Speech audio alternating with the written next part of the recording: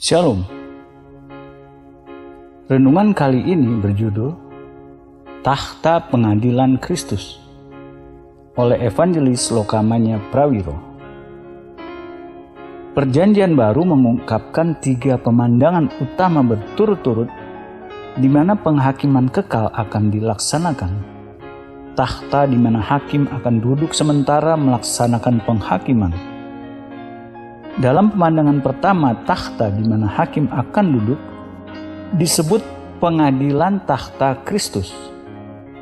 Mereka yang akan dihakimi di sini adalah pengikut-pengikut dan pelayan-pelayan Kristus sendiri, orang-orang Kristen sejati.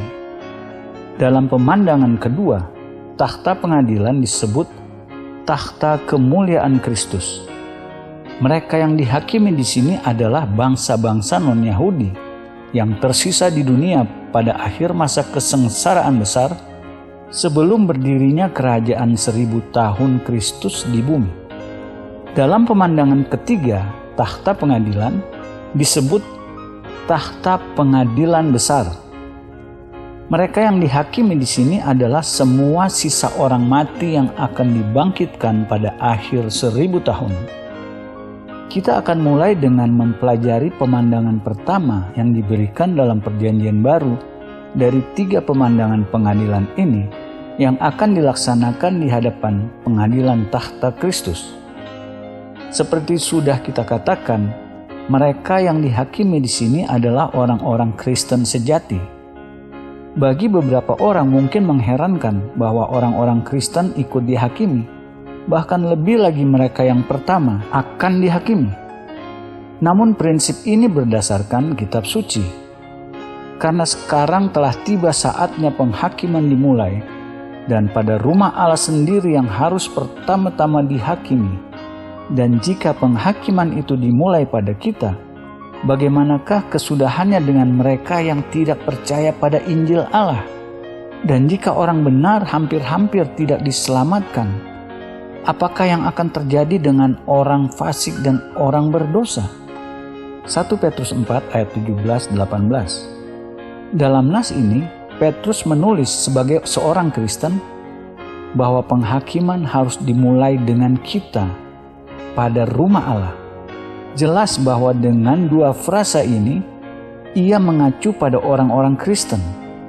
Ini dikonfirmasi dengan fakta bahwa mereka digambarkan kontras dengan mereka yang tidak percaya pada Injil Allah. Artinya, dengan orang-orang tidak percaya. Petrus membuat jelas karenanya bahwa penghakiman pertama adalah orang-orang Kristen sejati. Pemandangan pelaksanaan penghakiman atas orang-orang Kristen ini disebut Paulus 2 kali dalam bahasa serupa dan dalam 2 nas berbeda. Tetapi mengapakah engkau menghakimi saudaramu? Atau mengapakah engkau menghina saudaramu? Sebab kita semua harus menghadap tahta pengadilan Allah. Roma 14 ayat 10. Demikianlah setiap orang di antara kita akan memberi pertanggungan jawab tentang dirinya sendiri kepada Allah. Roma 14 ayat 12. Dalam 2 ayat ini, frasa saudaramu terjadi 2 kali dan frasa setiap orang di antara kita membuat jelas bahwa Paulus berbicara mengenai hanya penghakiman orang-orang Kristen. Menurut Paulus, sebagai orang-orang Kristen, kita tidak boleh menghakimi satu sama lain karena Kristus sendiri akan melakukan itu pada setiap orang. Dan setiap orang di antara kita akan memberi pertanggungan jawab tentang dirinya kepada Kristus. Ketika kita mempelajari penghakiman kekal, seluruhnya berurusan dengan kehidupan pribadi kita. Ini ditekankan dengan frasa empatik yang Paulus gunakan, setiap orang di antara kita. Paulus menggunakan bahasa yang sangat serupa untuk menggambarkan penghakiman orang-orang Kristen dalam nas-nas lain. Sebab kita semua harus menghadap tahta pengadilan Kristus, supaya setiap orang memperoleh apa yang patut diterimanya, sesuai dengan yang dilakukannya dalam hidupnya ini, baik ataupun jahat. 2 Korintus 5 ayat 10. Sekali lagi, kedua bahasa dan konteksnya jelas bahwa Paulus berbicara hanya mengenai orang-orang Kristen. Lagi, juga ada penekanan sama atas individual setiap orang. Paulus juga menyatakan bahwa hal-hal yang akan dikemukakan dalam penghakiman adalah hal-hal yang dilakukan dalam tubuh, tindakan-tindakan dan perilaku setiap orang Kristen selama hidupnya di bumi. Paulus mengindikasi juga bahwa setiap tindakan yang dilakukan oleh seorang Kristen sementara di bumi harus masuk satu dari dua kategori, apakah baik atau jahat. Tidak ada kategori ketiga, tidak ada netralitas. Setiap tindakan seorang Kristen memiliki nilai pasti, apakah positif atau negatif. Setiap tindakan yang tidak dilakukan dalam iman dan ketaatan untuk kemuliaan Allah tidak diterima Allah dan karenanya jahat. Di atas dasar sederhana ini diungkapkan jelas bahwa setiap orang di antara kita sebagai orang-orang Kristen harus menantikan untuk dihakimi. Dalam kedua nas ini berbicara mengenai tempat yang Kristus akan duduki ketika menghakimi orang-orang Kristen. Paulus menggunakan frasa pengadilan tahta Kristus. Terjemahan bahasa Yunani, pengadilan tahta adalah bema. Kata ini menggambarkan sebuah platform yang dibangun terangkat untuk berbicara ke publik. Dalam nas-nas lain, Perjanjian Baru menunjukkan tempat penghakiman yang digunakan oleh Kaisar Romawi atau oleh satu dari wakilnya untuk mendengar dan memutuskan penghakiman atas kasus-kasus yang dibawa ke hadapan mereka. Sebagai contoh, ketika Paulus menggunakan haknya sebagai warga negara Romawi untuk dihakimi oleh Kaisar, ia berkata, "Aku sekarang berdiri di sini di hadapan pengadilan Kaisar, dan disinilah aku harus dihakimi." Kisah Para Rasul 25 ayat 10.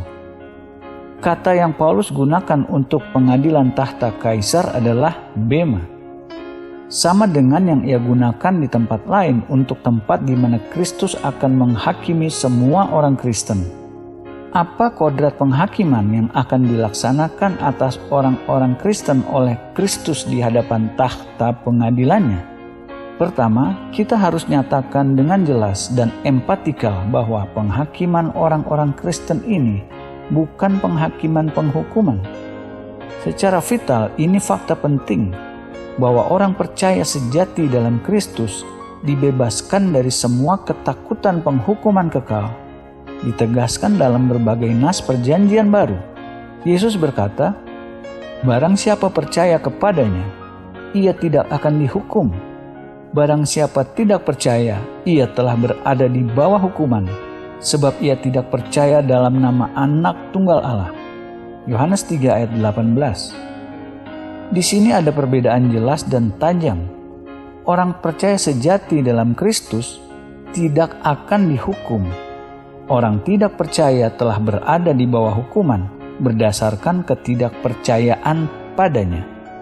Lebih jauh dalam Injil Yohanes, Kristus memberi jaminan yang sama pada setiap orang percaya sejati. "Aku berkata kepadamu, sesungguhnya barang siapa mendengar perkataanku dan percaya kepada Dia yang mengutus aku, ia mempunyai hidup yang kekal dan tidak turut dihukum, sebab ia sudah pindah dari dalam maut ke dalam hidup." Yohanes 5 ayat 24. Di sini Kristus memberi 3 jaminan pasti pada setiap orang percaya yang menerima firman-Nya dengan iman melalui Injil. Orang percaya sudah memiliki kehidupan kekal. Ia tidak akan masuk ke dalam penghukuman. Paulus mengulang jaminan kebebasan yang sama dari penghukuman. Demikianlah sekarang, tidak ada penghakiman bagi mereka yang ada di dalam Kristus Yesus. Roma 8 ayat 1. Semua nas ini membuat jelas bahwa orang percaya sejati dalam Kristus tidak akan pernah mengalami penghakiman yang hasil akhirnya penghukuman. Sebenarnya orang percaya sejati dalam Kristus tidak akan pernah perlu dihakimi sama sekali untuk dosa-dosa yang ia sudah lakukan. Ketika seseorang datang sebagai orang berdosa dalam iman pada Kristus, menerimanya sebagai juru selamat dan mengakuinya sebagai Tuhan, seluruh catatan dosa masa lalu orang itu langsung dan secara kekekalan dihapus oleh Allah, tidak pernah diingat lagi. 2 kali dalam 2 pasal Yesaya, Allah memberi janji pada mereka yang ia tebus.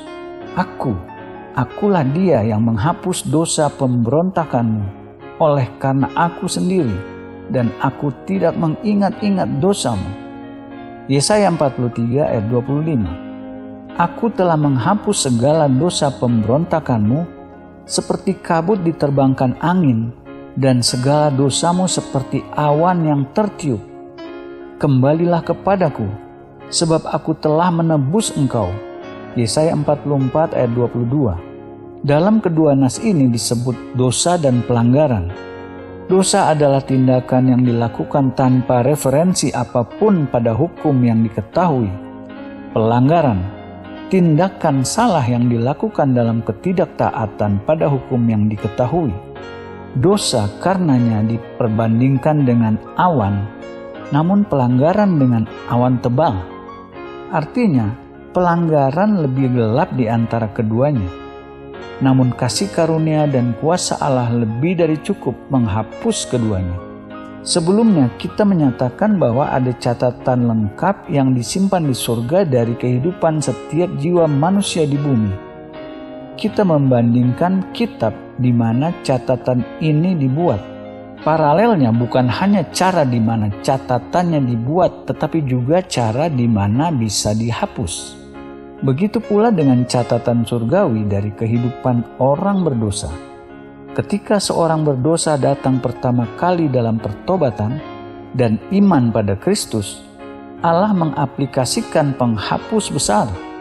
Seluruh catatan dosa-dosa lama orang berdosa secara instan dan lengkap dihapus. Sebagai gantinya, kehidupan baru, iman dan kesalehan dicatat. Jika kapan saja setelah itu orang percaya tersebut jatuh lagi dalam dosa, ia hanya perlu bertobat dan mengakui dosanya. Allah menghapus dosa khusus itu dari catatan dan sekali lagi menjadi bersih. Jika kita mengaku dosa kita, maka Ia adalah setia dan adil, sehingga Ia akan mengampuni segala dosa kita dan menyucikan kita dari segala kejahatan. 1 Yohanes 1 ayat 9. Anak-anakku, hal-hal ini kutuliskan kepada kamu, supaya kamu jangan berbuat dosa. Namun jika seorang berbuat dosa, kita mempunyai seorang pengantara pada Bapa, yaitu Yesus Kristus yang adil. 1 Yohanes 2 ayat 1 dan 2.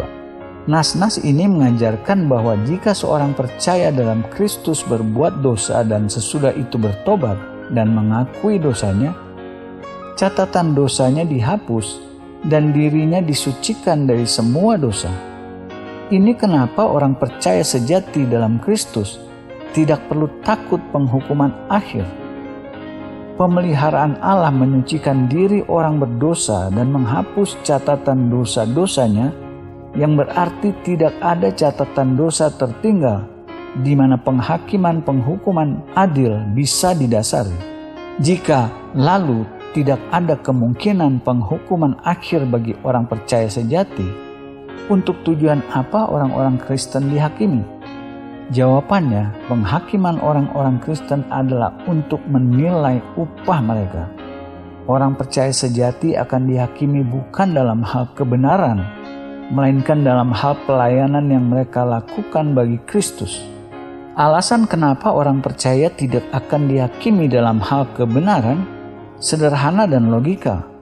Kebenaran orang percaya sejati bukan lagi dirinya sendiri, melainkan kebenaran Kristus sendiri diperhitungkan oleh Allah berdasarkan imannya.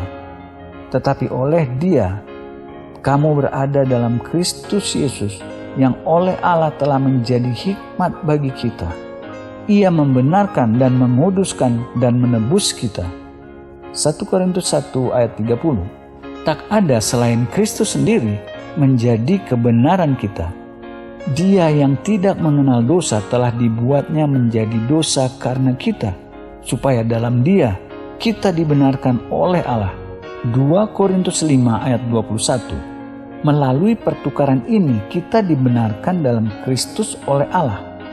Sudah pasti di mana orang percaya menerima keselamatan berdasarkan ini, tidak logikal bagi Allah untuk menghakimi atau bahkan mempertanyakan kebenarannya sendiri yang diimpartasi pada orang percaya. Kita menyimpulkan karenanya bahwa penghakiman orang-orang Kristen akan berurusan tidak dengan kebenaran, melainkan dengan pelayanan yang mereka lakukan bagi Kristus. Tujuan penghakiman tidak untuk memutuskan apakah pembebasan atau penghukuman, melainkan menilai upah bagi setiap orang percaya untuk pelayanannya pada Kristus ketika di bumi. Penghakiman orang-orang percaya untuk upah ini digambarkan oleh Paulus karena tidak ada seorang pun yang dapat meletakkan dasar lain daripada dasar yang telah diletakkan, yaitu Yesus Kristus. Entahkah orang membangun di atas dasar ini dengan emas, perak atau permata, kayu, rumput kering atau jerami. Sekali kelak pekerjaan masing-masing orang akan nampak, karena hari Tuhan akan menyatakannya, sebab ia akan nampak dengan api dan bagaimana pekerjaan masing-masing orang akan diuji oleh api itu. Jika pekerjaan yang dibangun seseorang tahan uji, ia akan mendapat upah. Jika pekerjaannya terbakar, ia akan menderita kerugian, tetapi ia sendiri akan diselamatkan, tetapi seperti dari dalam api. 1 Korintus 3 ayat 11-15. Paulus membuat jelas bahwa penghakiman bukan atas setiap jiwa manusia, melainkan atas setiap pekerjaan manusia. Bahkan jika pekerjaan manusia terbakar seluruhnya, jiwanya akan tetap diselamatkan. Dalam ayat pertama dari nas ini, Paulus menjelaskan kenapa jiwa manusia tersebut aman. Karena tidak ada seorang pun yang dapat meletakkan dasar lain daripada dasar yang telah diletakkan, yaitu Kristus Yesus. Penghakiman ini berlaku hanya pada mereka yang sudah membangun iman mereka bukan di atas pekerjaan-pekerjaan mereka atau kebenaran mereka, tetapi di atas fondasi Yesus Kristus dan kebenarannya. Selama iman mereka tetap teguh di atas fondasi ini, jiwa mereka dalam kekekalan aman. Ketika sampai pada penilaian pekerjaan-pekerjaan orang percaya, ini ditempatkan oleh Paulus dalam satu dari dua kategori. Di satu pihak ada emas, perak, batu permata, dan di lain pihak ada kayu, rumput kering, jerami. Dasar di mana dua kategori ini dipisahkan satu sama lain adalah kemampuan menghadapi api pencobaan.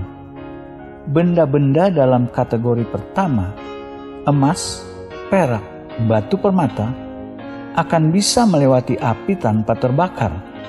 Benda-benda dalam kategori kedua, kayu, rumput kering, jerami, akan terbakar dalam api. Ada kontras dari dua kategori ini.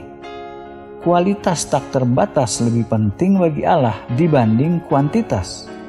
Emas, perak, dan batu permata, semua hal yang biasanya ditemukan dalam kuantitas-kuantitas kecil, namun memiliki nilai lebih besar. Kayu, rumput kering, jerami adalah hal-hal yang membutuhkan ruang besar dan bisa didapat dalam kuantitas-kuantitas besar namun relatif kecil nilainya. Apa api di mana pekerjaan-pekerjaan orang Kristen akan dicobai? Mari kita mengingat bahwa Kristus yang dimuliakan akan duduk di atas takhta pengadilannya, dan setiap dari kita akan berdiri langsung di hadapannya. Kita akan melihatnya seperti Yohanes melihatnya dalam visinya di Pulau Patmos. Kepala dan rambutnya putih bagaikan bulu yang putih merah, dan matanya bagaikan nyala api. dan kakinya mengkilap bagaikan tembaga membara di dalam perapian. Suaranya bagaikan desau air bah. Wahyu 1 ayat 14-15. Dalam visi ini kakinya mengkilap bagaikan tembaga dalam tungku pembakaran, membara melambangkan api kesengsaraan dan kesukaran besar di mana ia akan menghakimi perbuatan-perbuatan berdosa, orang-orang fasik dan jahat. Sementara matanya bagaikan nyala api, melambangkan penetrasi, mencari tahu lebih dalam pikiran, perbuatan, dan perilaku. Darinya ia akan menilai pekerjaan-pekerjaan umat percayanya sendiri. Dalam sinar nyala mata itu, sementara setiap orang berdiri di hadapan tahta pengadilannya, semua yang tidak tulus dan tidak bernilai dalam pekerjaan-pekerjaan umatnya akan secara instan dan secara kekekalan dimusnahkan. Hanya yang bernilai sejati dan abadi akan bertahan dimurnikan dengan api. Sementara kita mempelajari pemandangan pengadilan ini, setiap dari kita perlu bertanya pada diri sendiri, bagaimana saya bisa melayani Kristus dalam hidup ini, agar pekerjaan-pekerjaan saya tahan uji api pada hari itu. Ada 3 poin mengenai setiap orang dari kita harus mempelajari diri: motif, ketaatan, kuasa. Pertama, kita harus mempelajari motif kita. Apakah sasaran pelayanan kita untuk menyenangkan diri kita, untuk kepuasan dan kemuliaan kita, atau apakah kita secara tulus ingin memuliakan Kristus dan melakukan kehendak-Nya? Kedua, kita harus mempelajari diri kita pada poin ketaatan. Apakah kita ingin melayani Kristus menurut prinsip-prinsip dan metode-metode yang diungkapkan dalam firman Allah? Atau kita membuat bentuk-bentuk penyembahan dan pelayanan kita sendiri, dan lalu melekatkan padanya nama Kristus dan jabatan-jabatan dan frasa-frasa agama perjanjian baru? Ketiga, kita harus mempelajari diri kita dalam hal kuasa. Paulus mengingatkan kita, sebab kerajaan Allah bukan terdiri dari perkataan, tetapi dari kuasa. 1 Korintus 4 ayat 20. Apakah kita ingin melayani Allah dalam kelemahan kedagingan kita? Atau kita sudah diperbaharui lahir baru dan mendapat kuasa Roh Kudus? Jika demikian, maka kita dapat berkata seperti Paulus, sebab kamu dikaruniakan bukan saja untuk percaya pada Kristus, melainkan juga untuk menderita untuk Dia. Kolose 1 ayat 29. Atas jawaban-jawaban pada pertanyaan-pertanyaan motif, ketaatan, dan kuasa ini akan bergantung perkara-perkara penghakiman kita pada hari itu, ketika setiap dari kita akan berdiri di hadapan pengadilan tahta Kristus. Amin.